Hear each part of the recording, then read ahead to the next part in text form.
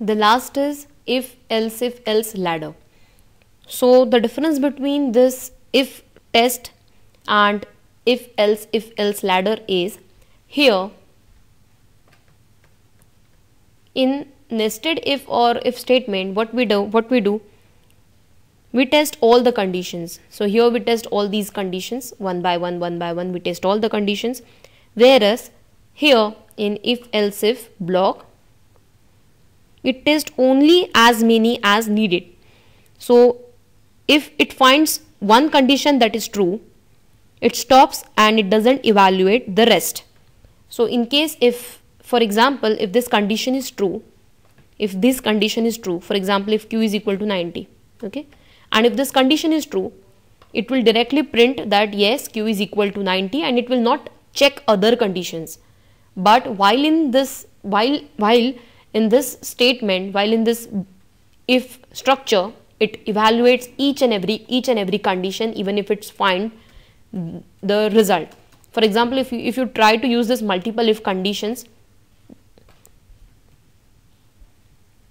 so if you write this multiple if conditions, it will evaluate all the if statements. But here, if it finds the result, if it's evaluate, then in that case it won't check other conditions. So that is the peculiarity of if else statement. So this if else if is used when the conditions are mutually exclusive, and here you can add multiple conditions, like if q is equal to 90, print q is equal to 90.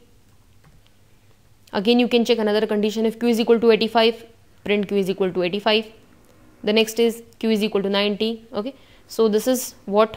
Now let's try to run this, and here we got q is equal to 90, because now here, as you can see, that there are two conditions which are matching. Here q is equal to 90, and also here q is equal to 90. Okay, so these two conditions are true, but our program evaluated this first statement, which is q is equal to 90, and we got this output.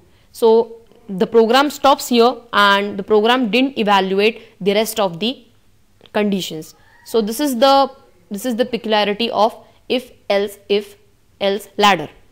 So this is all about decision structures. Now we will learn more about Python in the next series.